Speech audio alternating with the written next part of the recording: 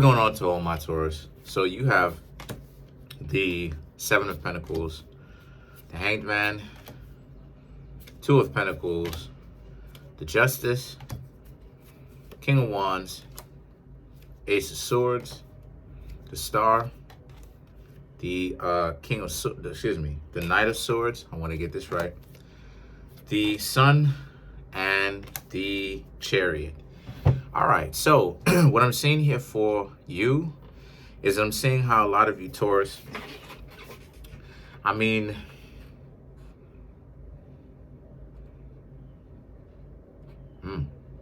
so for some of you Taurus, right,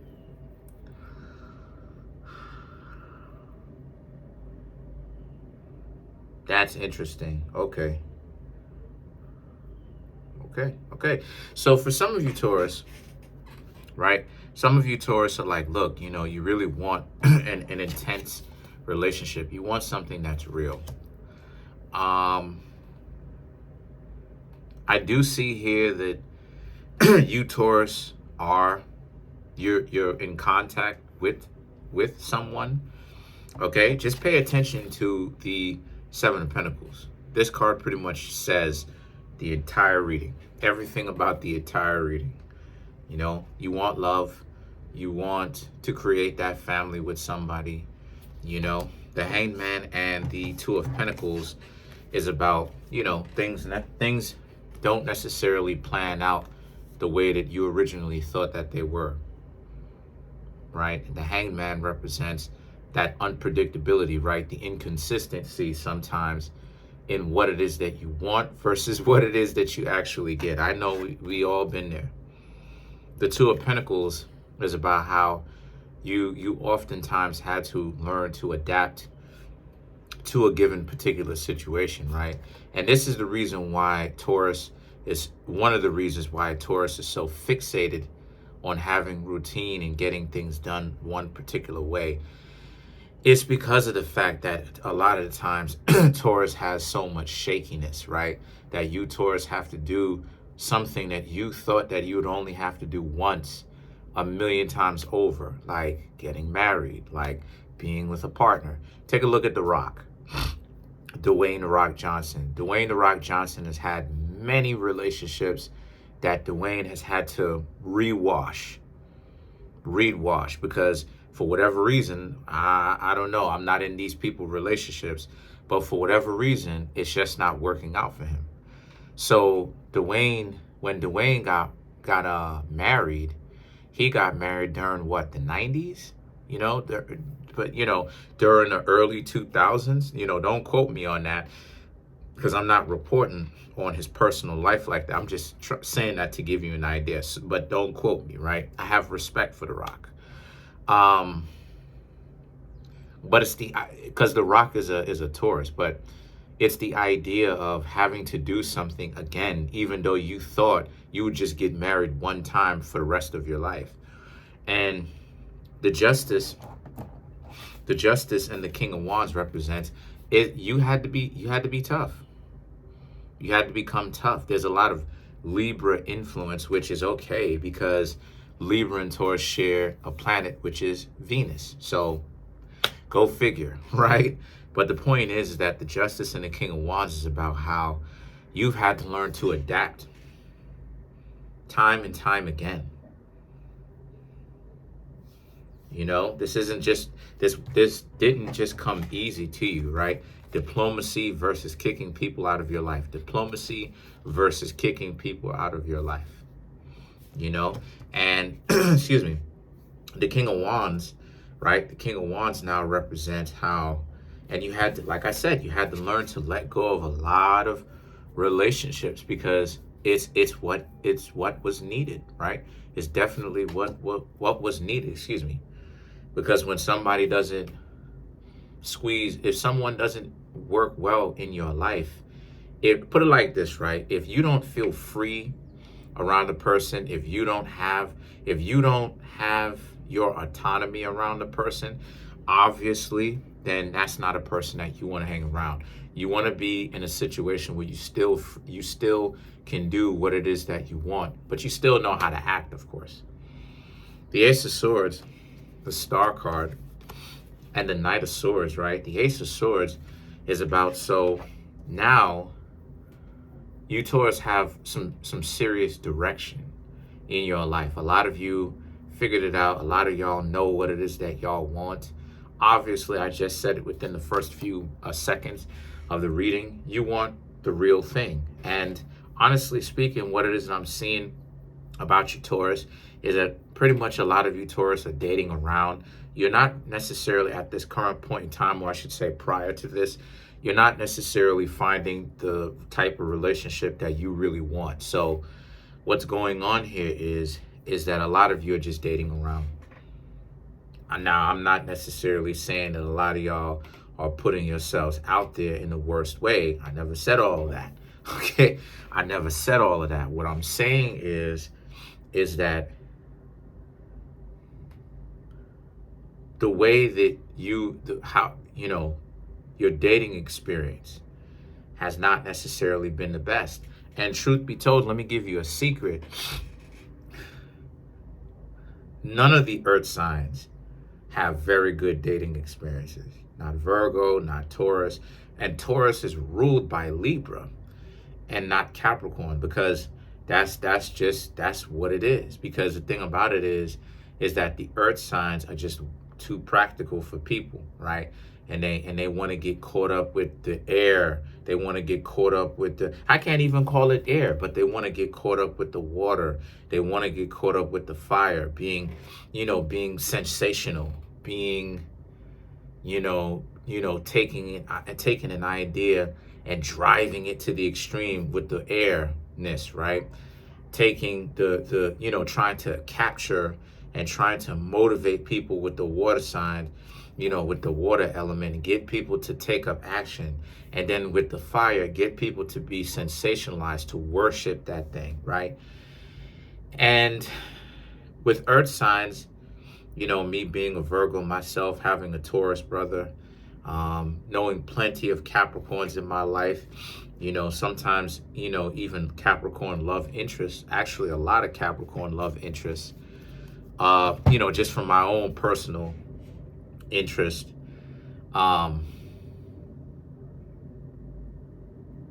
Love doesn't necessarily come very easy. Love really doesn't come easy. And the reason why it is I'm saying that love doesn't come easy is because for Taurus, this is very important, right? For Taurus, the reason why love doesn't come easy is because you Taurus love, which is a good thing, but you Taurus love the wrong people. With Virgos, right? Virgos love the wrong people too, in the sense that people show their indecency. There is no, people show their brokenness with Virgo, because people show you just how that there is no bottom for how broken a person can be, and that there's no limit. And this is why it is that decency is so important, right? The 10 life values. This is why decency is so important. Decency, is very important, is because you create a limitation of the bottom for you. So a person who does not have decency, there is no bottom for them. So they don't care how low they'll go. They continue to sink lower and lower and lower, because a person who sinks lower and lower and lower like that, they have been spiritually compromised, which is the first principle of the 10 life values: spiritual endeavors and spirituality. So that is the core. Spirituality is the core of who you are. It's your own autonomy. It's how you choose to live your life. So if you're compromised in that way, yes, you are spiritual to a certain extent, in the aspect of the one polar opposite, to show, right, duality, to show that there is no such thing as moralism. But you want to be amoral, right? Or you want to have no moralism, to be able to see things from an experimentative mindset, while at the same time still having values. It's just that morality is basically a strict no experimentation and no fun policy, as to where being amoral is where you get a chance to be a little bit, you get a chance to be way more playful, but you still want to maintain your decency so that you don't become corrupted. So the point that I'm trying to make here is that for you Taurus have to understand this. I'm not just talking just to talk. You Taurus really have to understand why you're in a situation that you're in. Why earth signs have to go through so much BS, especially when it comes to love. It's because for us, right? For us, love has to take a practicality. It has to take a practical approach. And a lot of times when people say the word love, they're really pulling from the right side of the pillar, which is which is Venus, actually, one of the planets on the right side of the tree, which is the pillar of mercy. So it's Venus, Jupiter, and Neptune, right? Which is the right side of the pillar. Is essentially the right side of the pillar represents ideas, as to where the left side of the pillar represents manifestation. So the right side of the pillar for you Taurus, this is about people saying that they like you, saying that they love you, but they don't actually put that into practicality. They don't actually put that, root that into practical applications, right?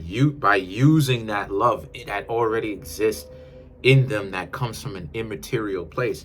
So as a result, what happens is that, so now you want this love, and then you have the sun in the chariot, and you're willing to continue to get to know people in order for you to find this love, which is very good, because what this means is that you Taurus are not too far from actually attaining it. The first thing that you need to do, and this is something that a lot of people don't understand, if you want to be able to find the things that you want, the first thing that you have to do in order to manifest, right? And I may make a video talking about this. The first thing that you may need to do in order for you to manifest the way that people keep talking about is to look for it, okay?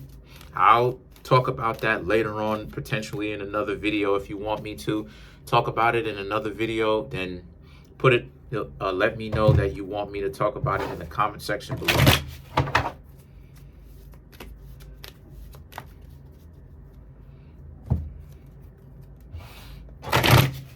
So let's clarify the star. This is beautiful. Let's clarify the star. The Strength, Knight of Cups, Page of Cups, Five of Wands, right? So to clarify it for you Taurus, again, you're done with the silence. You're done with not speaking up and saying what you want. You Taurus know what it is that you want. You know you want to get to know other people. The Page of Cups, the Five of Wands, and you're willing to let go of the super or the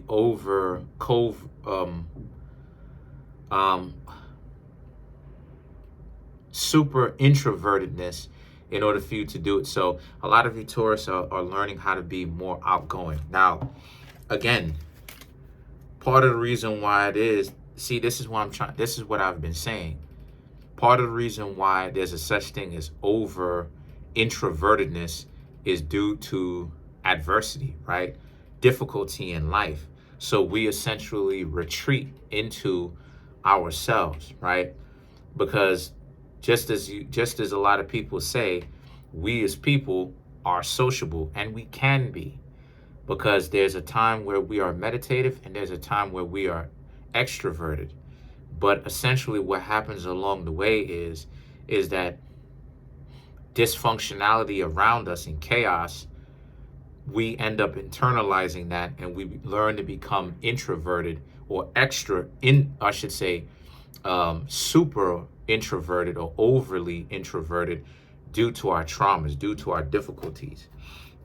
So this is about how a lot of you Taurus may understand that your super quietness is not necessarily a bad thing, but you need to know when it's a good idea for you Taurus to get to know other people, right? And be extroverted. And when it's a good idea to essentially learn to keep, keep your mouth shut. And finding that level of balance is where the difficulty is. So let's clarify the Seven of Pentacles, Two of Wands, Hierophant, Chariot, Six of Pentacles, right? You Taurus deserve this. A lot of you Taurus know that you deserve this. The Hierophant represent Taurus, right? Taurus and Sagittarius, obviously Taurus because it showed up for y'all. But a lot of you Taurus want this, and a lot of you know that you deserve love. Yes, especially since you're ruled by Venus. Yes, you do. And you shouldn't have to compromise in order for you to get it. But I will say this though, what you, as far as compromising with other people, but the situation that you've got going on, Taurus, is that what you need to do, what I suggest that you do, Taurus, is for you, Taurus, to understand that the reason why it is that it's difficult for you to find the type of love that you want is because most people are using the Venus energy, but it's not real. It's not really Venus energy. They're operating from a lower Venus perspective, because Neptune is a higher version of Venus and Jupiter, basically.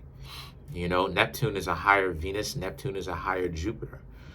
So with Venus, right, it's about the convenience, as to where with Neptune, it's about the conveniences and the adversity, and bringing the two together to get a more complete picture.